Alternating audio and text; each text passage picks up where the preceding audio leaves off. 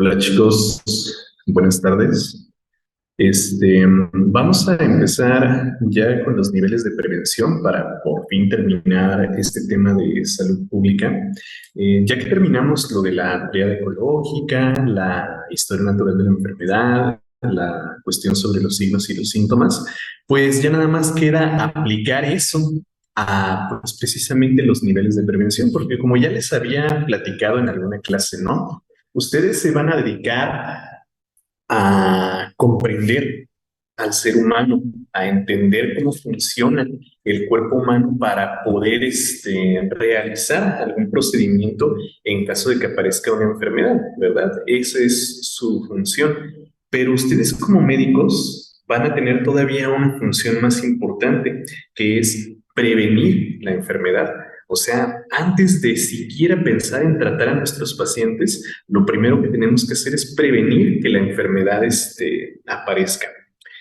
Bueno, pues eso va a ser algo en realidad imposible, pero pues va a ser una medida de prevención pues, que vamos a estar, a la que vamos a estar orientados con frecuencia. Entonces, sí vamos a concentrarnos en curar a nuestros pacientes, pero lo principal es prevenir que nuestros pacientes se enfermen y eso nos va a ahorrar mucho dinero, mucho trabajo y mucha salud. ¿Sí?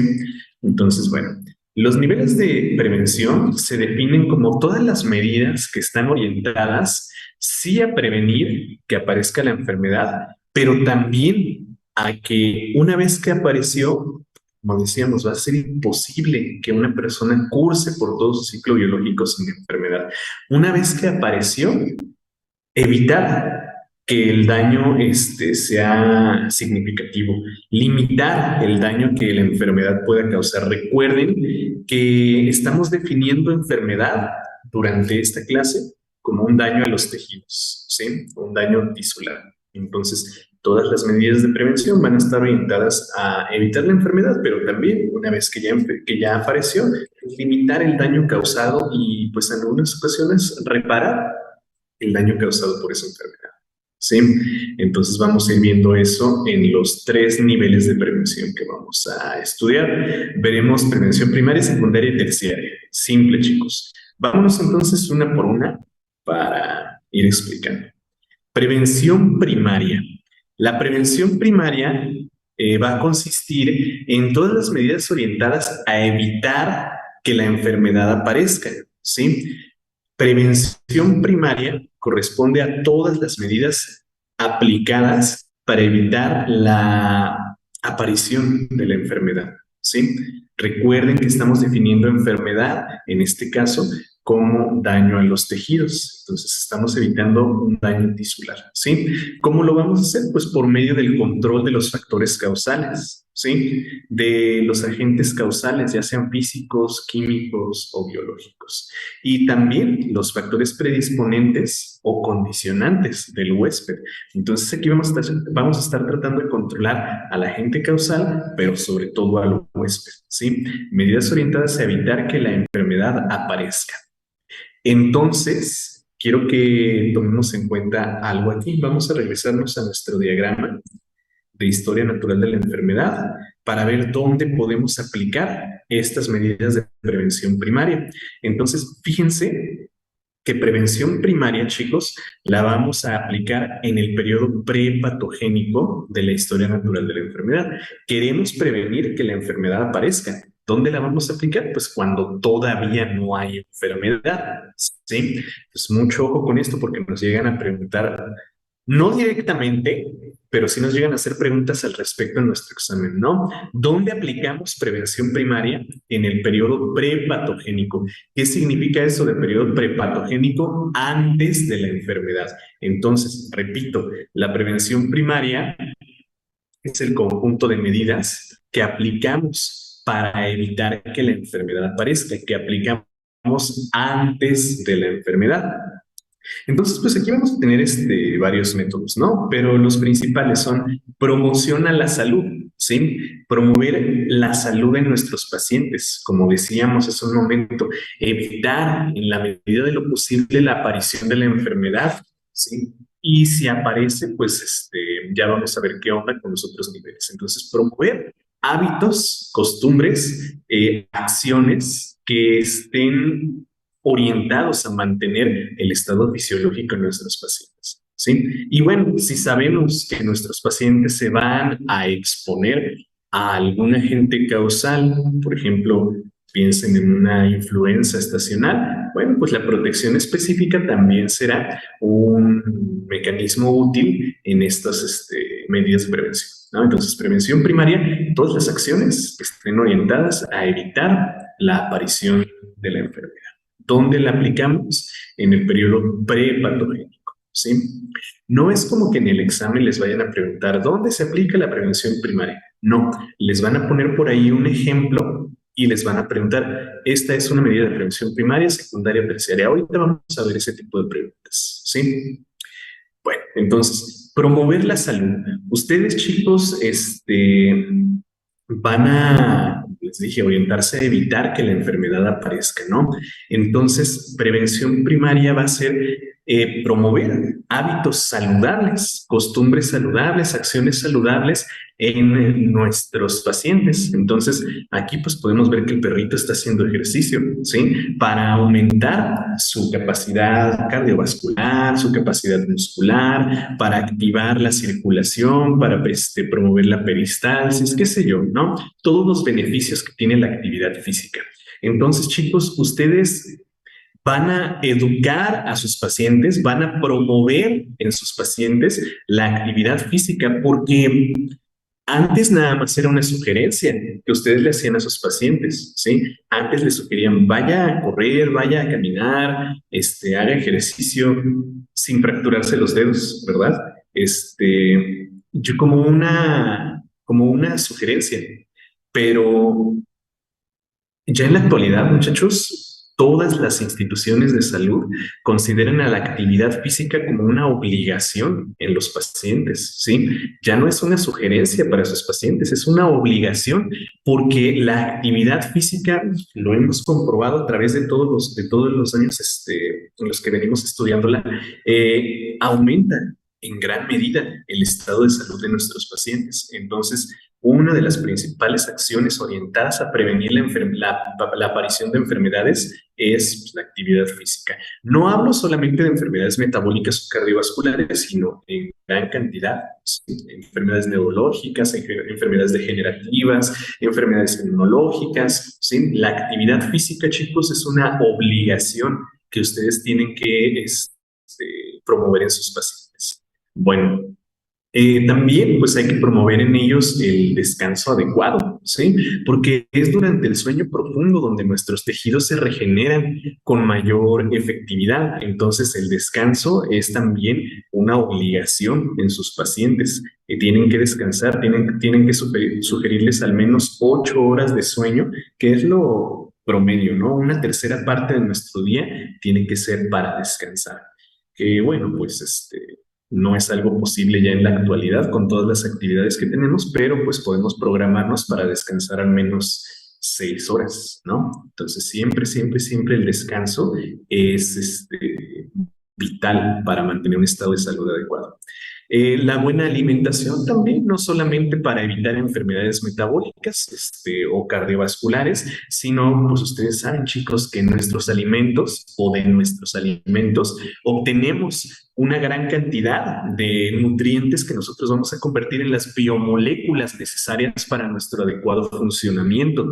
Entonces, de los alimentos obtenemos proteínas, carbohidratos y lípidos necesarios para producir a nuestro propio cuerpo, ¿sí? Entonces, la buena alimentación también es parte de una adecuada prevención de las enfermedades. La higiene en todos sus tipos, ¿verdad?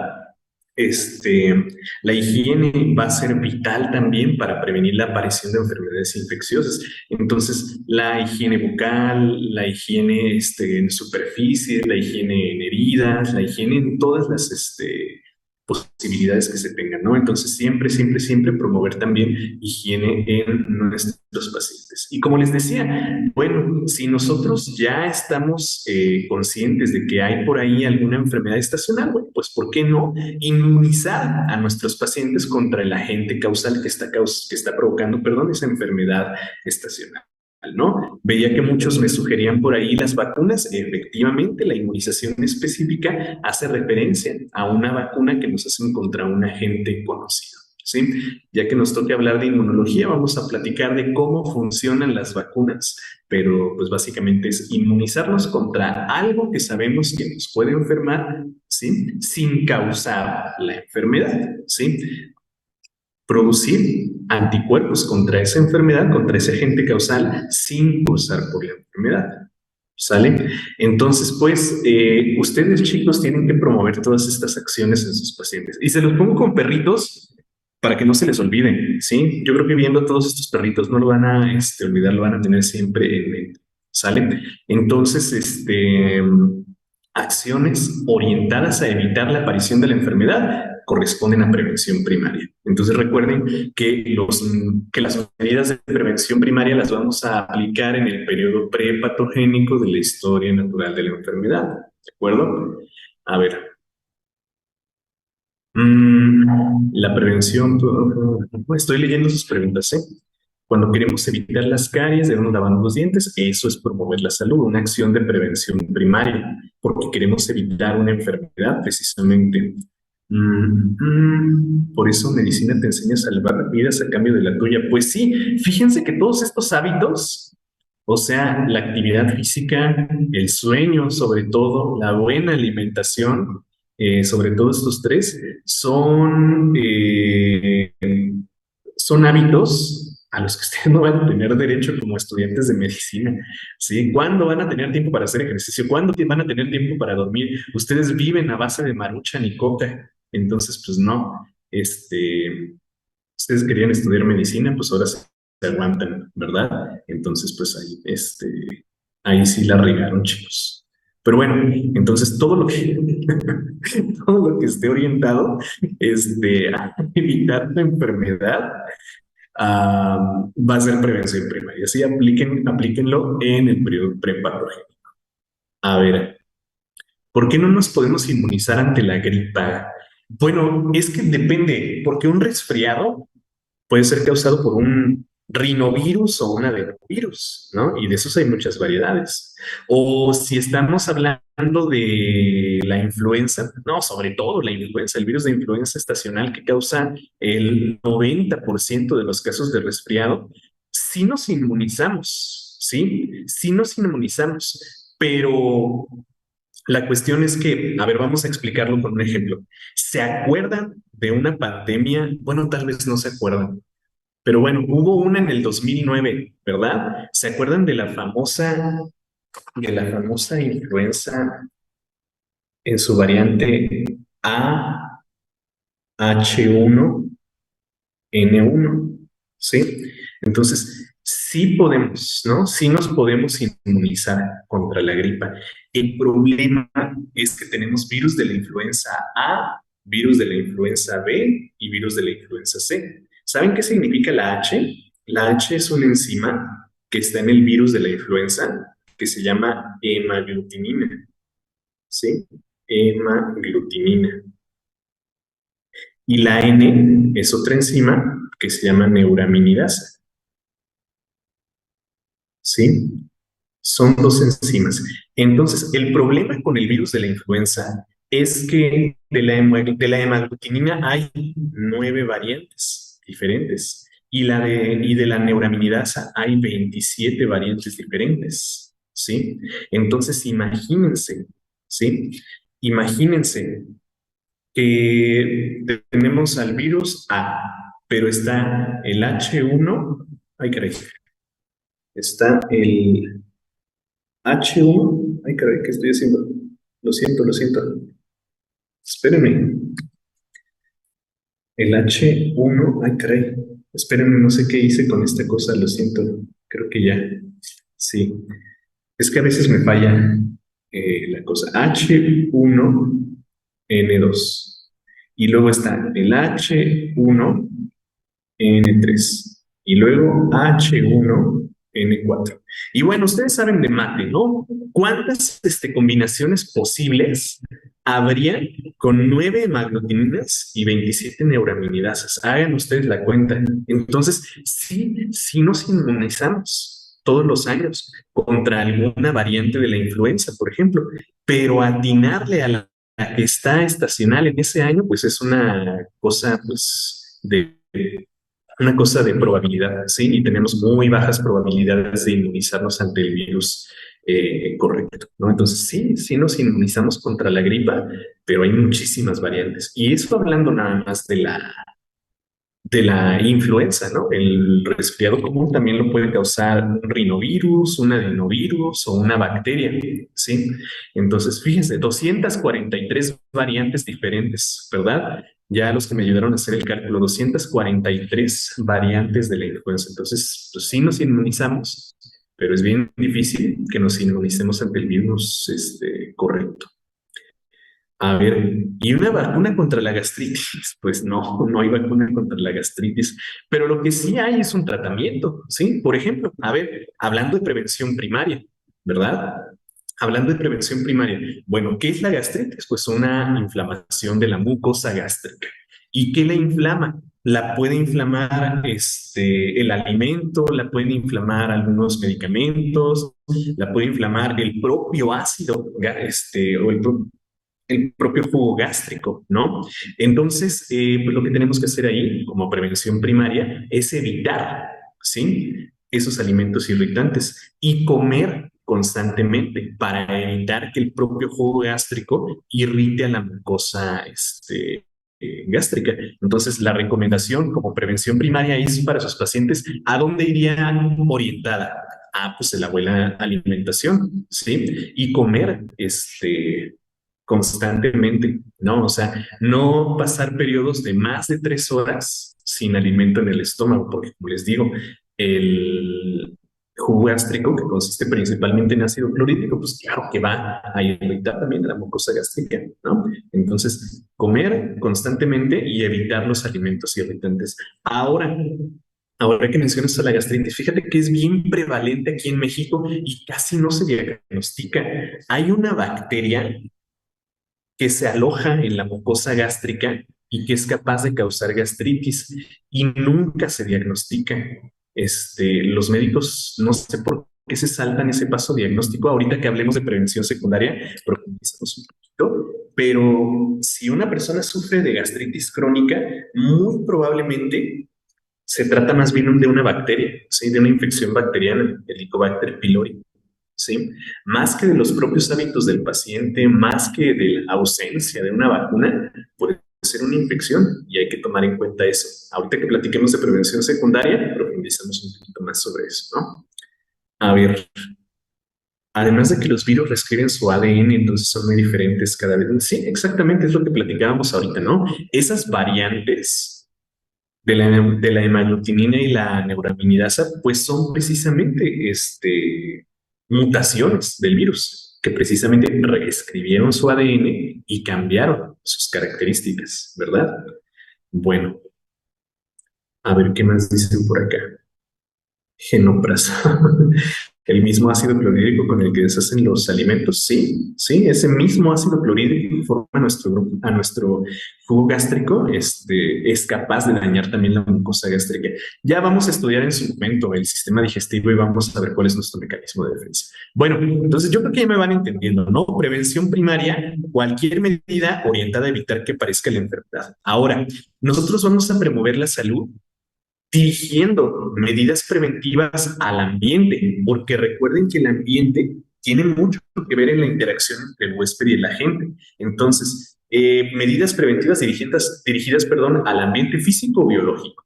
O sea, romper alguno de los eslabones de la cadena epidemiológica, ¿no? Ya ven que muchos traían ahorita muy presente ese virus del dengue, porque sí ha sido muy prevalente este año, ¿eh? Ha sido muy prevalente en este año. Fíjense que ha habido Ahorita tengo por ahí el dato de salud pública. Estaba viendo un boletín el fin de semana que al día del sábado, ¿qué fue el sábado? 2 de septiembre. Ah, pues 1 de septiembre, ¿no? Al 1 de septiembre, pues ya llevamos 12,000 casos de dengue contra 3,000 que hubo el año pasado a la misma fecha. Entonces está aumentando mucho, ¿no? ¿Y qué es lo que vamos a aplicar? Pues una medida que rompa el eslabón más susceptible de la cadena epidemiológica en cuanto al dengue. Entonces, a ver, vamos a pensarlo. ¿Cuál es el agente causal del dengue? Pues el virus, precisamente. ¿Cuál es el reservorio del dengue? El reservorio va a ser el mismo huésped o puede ser el agua estancada, ¿sí? Entonces ahí tenemos. ¿Cuál es la puerta de salida? Bueno, pues ahí tenemos un mosquito, por ejemplo, o los fluidos del huésped infectado. ¿Cuál es la vía de transmisión? Un vector. ¿Cuál es la puerta de entrada? La vía cutánea, ¿no? Entonces, ¿cuál será el eslabón más débil en la cadena epidemiológica para la infección por el dengue? Pues el reservorio, ¿no? Si su reservorio es un charco de agua estancada, ¿qué hacemos? Eliminar esa agua estancada, ¿no? Entonces podemos eliminar cualquier depósito de agua o cualquier objeto donde se pueda almacenar agua por mucho tiempo y que sirva precisamente como un hábitat para los vectores que transmiten al dengue, ¿sí? Otra es que en el municipio o al municipio pues se le ha recomendado hacer campañas de fumigación para eliminar de tajo al agente causal, ¿sí? Entonces, pues también puede pasar, o también a los vectores, ¿no? Entonces, también es una medida. Entonces, medidas orientadas a el ambiente, dirigidas al ambiente físico, biológico, donde vive el agente causal. Al ambiente social, bueno, pues estás más bien hablando de problemas de salud mental, ¿no? Medidas orientadas a mejorar la calidad de vida de una población, ¿sí? Satisfacer sus necesidades de salud, satisfacer sus necesidades de recreamiento también, satisfacer sus necesidades de alimentación, etcétera, etcétera, ¿no? Cualquier acción, pues, también orientada a mejorar la calidad de vida de nuestros pacientes para evitar, pues, precisamente la aparición de enfermedades infecciosas, pero también mentales. Y el ambiente cultural, lo mismo, bueno, no cambiar, mejorar los hábitos, mejorar las costumbres, mejorar las creencias que pueden ser desfavorables para la salud, o sea, hábitos. Bueno, pues el primero que promovemos en las personas es la actividad física, ¿no? Lo que hablamos hace un momento. La actividad física es importantísima para mantener el estado de salud de nuestros pacientes. Costumbres como la alimentación, bueno, pues aquí en México tenemos la costumbre de freír todo, ¿no? Como por ejemplo las carnitas, que son carne de puerco frita, y luego le echamos a un taco y freímos otra vez el taco, ¿no? Entonces, pues ahí estamos consumiendo una gran cantidad de grasas. Pues podemos cambiar esas costumbres, ¿no? De no freír todo. Y creencias, porque luego dicen, ay, pues, tómate una coca para la presión, ¿no? Si se te bajó la presión, tómate un refresco. Pues no, ¿verdad? Nada que ver. Entonces, esas creencias nosotros las tenemos que mejorar, ¿sí? Esos hábitos, esas costumbres las podemos mejorar para que nuestros pacientes pues no sean tan susceptibles a una enfermedad. El bolillo para el susto también, ¿verdad? Medidas preventivas dirigidas pues a la agente causal. Bueno, si el agente causal es el que va a causar la enfermedad, pues ¿qué es lo que vamos a hacer? Alejar, atenuar o eliminar a ese agente causal, sea físico, sea químico o sea biológico, ¿no? Por ejemplo, tengo una población de algunas personas que viven cerca de una gasolinera, por decir algo, ¿no? Entonces, ahí se están exponiendo a un agente químico, ¿sí? Que es preciso, o que son precisamente los vapores volátiles que van a entrar a nuestro sistema respiratorio. Entonces, esos vapores volátiles pueden causar daños a la mucosa respiratoria y causar una enfermedad respiratoria crónica, ¿no? Entonces, ¿qué vamos a hacer? Alejar esa fuente de contaminación de la población que se está viendo afectada. O no sé, en el caso de un agente biológico, alguna bacteria, algún virus que se encuentre de forma estacional, bueno, pues también lo podemos eliminar, como hablábamos ahorita del virus del dengue, por ejemplo, ¿no? Entonces, cualquier acción orientada a alejar, atenuar o eliminar a ese agente causal o a o a ese, a esa acción, perdón, que pueda ser nociva para la salud, porque no solamente vamos a ver que podemos dañar la salud por medio de agentes causales, también por ahí vamos a ver conductas de riesgo que son nocivas para la salud.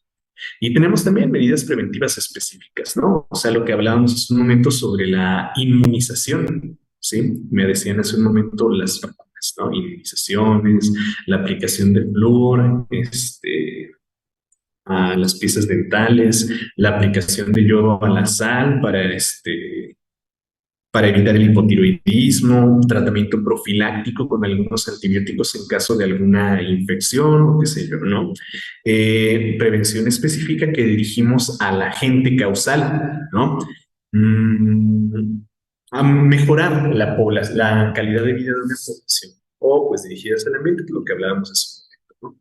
Entonces, todo esto para evitar que aparezca la enfermedad, ¿sí? Todas estas medidas preventivas dirigidas al ambiente, dirigidas a la gente o dirigidas al huésped.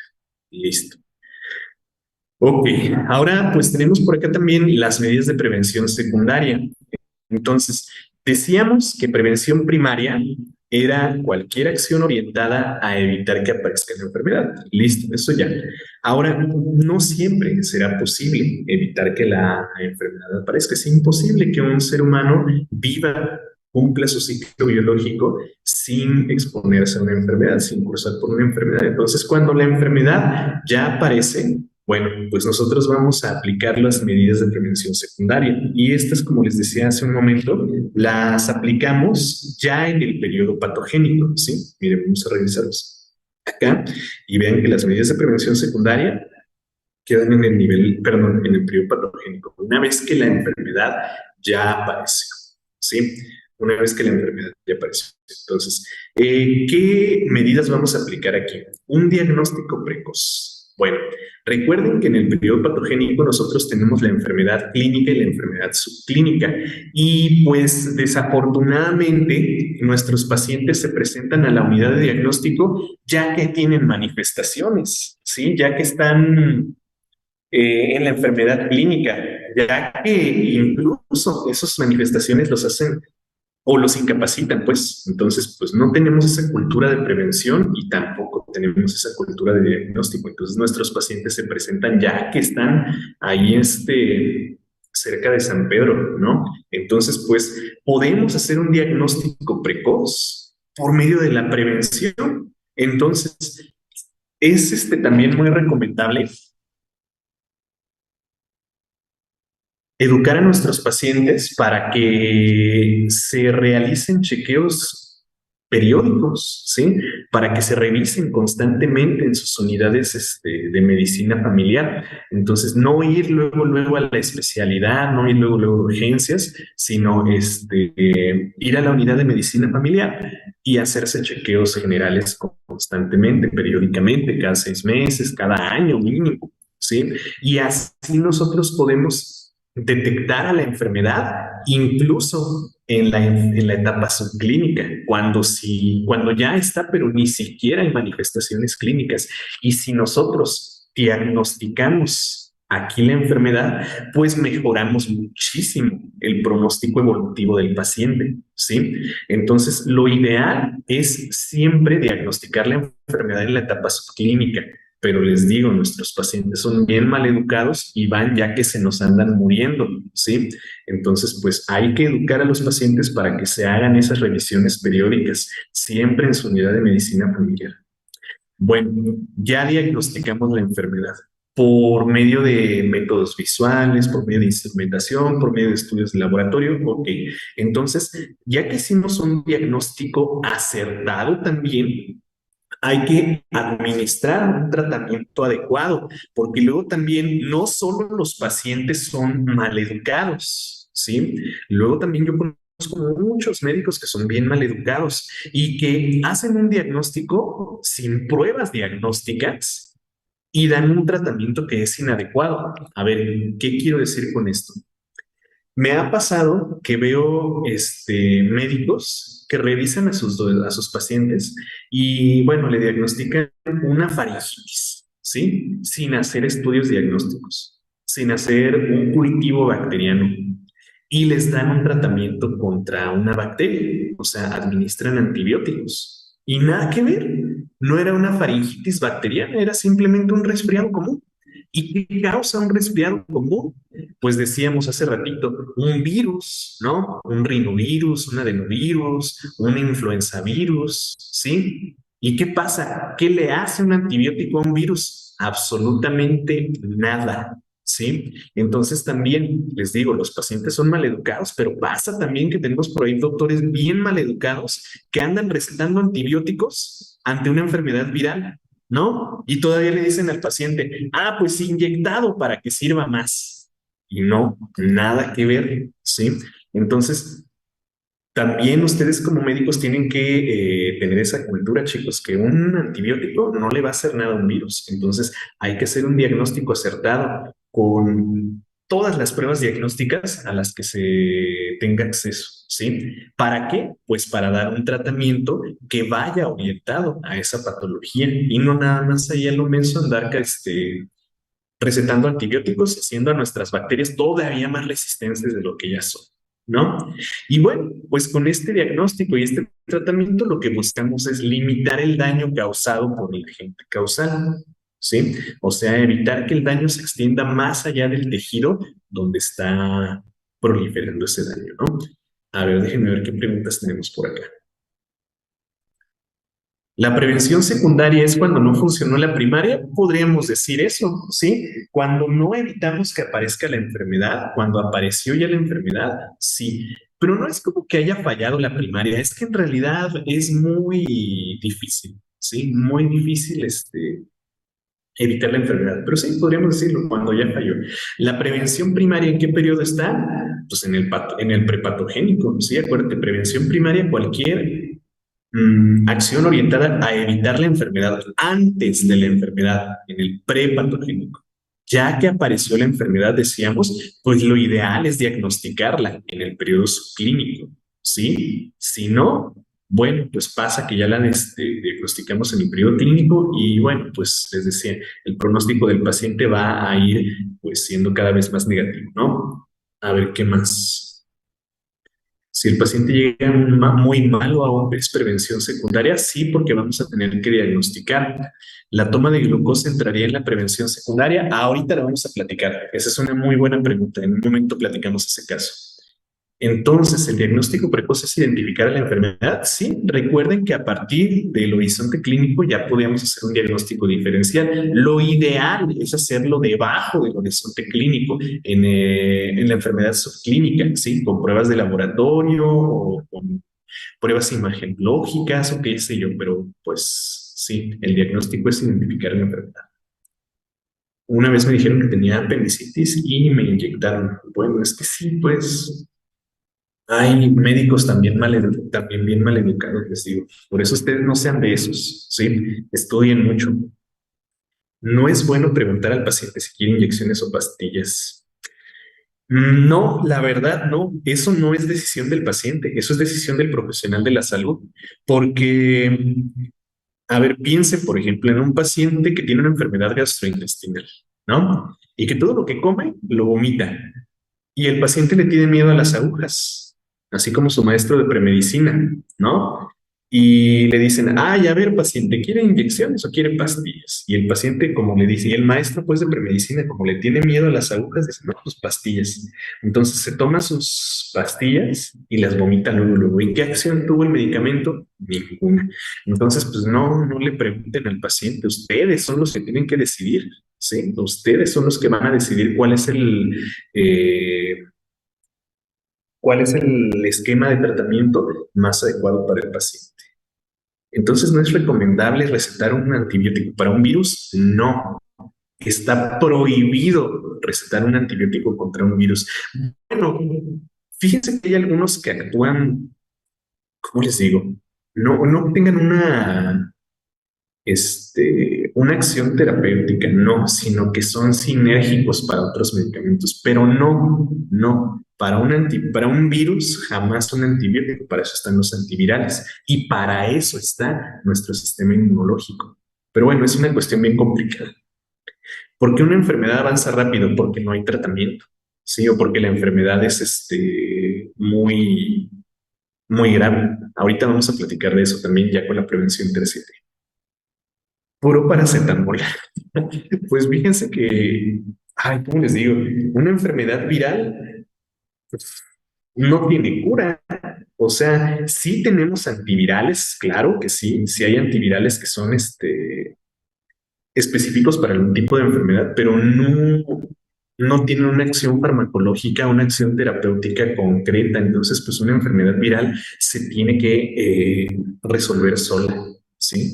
Nuestro sistema inmunológico. Entonces, en una enfermedad viral lo que hacemos es apoyar al sistema inmunológico. ¿Qué te va a curar de una gripa? Un tecito, descanso, actividad física, ¿sí? Pero jamás un antibiótico y menos inyectado, ¿sí? Así que no se crean esa. Es lo que les hablaba hace ratito, de quitar esas creencias en la población, porque luego hasta se andan automedicando ellos solos y van y se compran sus antibióticos e inyectados para que amarre.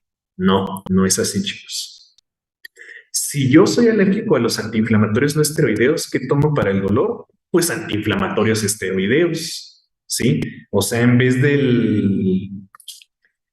del naproxeno, por ejemplo, pues tomo, no sé, dexametasona, ¿sí? Un esteroideo. Y pues no pasa nada, ¿sí? Tienen exactamente la misma acción farmacológica. Bueno, entonces se entiende, pues, prevención secundaria va a ser diagnosticar de manera adecuada la enfermedad, ¿sí? Dar un tratamiento para esa enfermedad y limitar el daño que va a causar esa enfermedad, ¿sí? Luego tenemos las medidas de prevención terciaria. Entonces, recuerden que la enfermedad, hay que ver, a ver, vamos a revisarnos por acá. Recuerden que la enfermedad podría tener tres, desenlaces posibles, ¿no? Convalecencia, cronicidad y muerte. Entonces, ahí es donde nosotros aplicamos los niveles perdón, las medidas de prevención terciaria. Entonces, prevención terciaria va a consistir, por ejemplo, en la rehabilitación del paciente. Bueno, digamos que ya la enfermedad se resolvió y el paciente está convaleciente, ¿no? Ya ya se quedó, ya se resolvió el daño y entonces ahora nada más hay que pues, rehabilitar a nuestro paciente. Vamos a poner otra vez el caso clínico de su maestro de premedicina, ¿no? Entonces perdió la función de la estructura anatómica afectada, ¿no? Por ese agente físico. ¿Qué va a pasar? Bueno, pues hay que recuperar esa función, hay que recuperar la función de extensión, la función de flexión, la función de movilidad, que se pueda pues reintegrar a las actividades normales sin ningún problema, rehabilitación o reintegración al ambiente social o al ambiente laboral o al ambiente personal. Entonces, rehabilitación del paciente una vez que ya se resolvió la enfermedad y el paciente está convaleciente, ¿no? O por ejemplo también pasa, ¿no? Ustedes se van a enfrentar a todo y van a ver que hay enfermedades cuyo único desenlace pues no va a quedar de otro, va a ser la muerte, ¿no? Ya lo van a ver ustedes. Y entonces, ¿qué van a hacer? Darle al paciente un tratamiento paliativo. ¿Qué es eso del tratamiento paliativo? Bueno, pues ya no para curar a su paciente, sino para mejorar en la medida de lo posible la calidad de vida del paciente antes del desenlace de la enfermedad, ¿no? Por ejemplo, en pacientes de no sé, cáncer en su etapa terminal, bueno, pues ya no les dan tratamiento para curar la enfermedad, ya más bien les dan tratamiento para disminuir el dolor, disminuir las manifestaciones, ¿sí? Entonces también es una medida de prevención terciaria, ¿sí? Todo lo que esté orientado, pues, a recuperar la función de la estructura anatómica afectada y reintegrar al paciente a su ambiente normal, eso es prevención terciaria, ¿no? Entonces les pongo por aquí un perrito que después de una lesión en sus piernas, bueno, pues está recuperando la función de sus piernas para poder caminar. O alguno que tuvo una cirugía, ¿no? También hay que educar al paciente para evitar que dañe el sitio de la intervención. O una prótesis, bueno, pues le vamos a indicar al paciente cómo tiene que usar esa prótesis, ¿sí?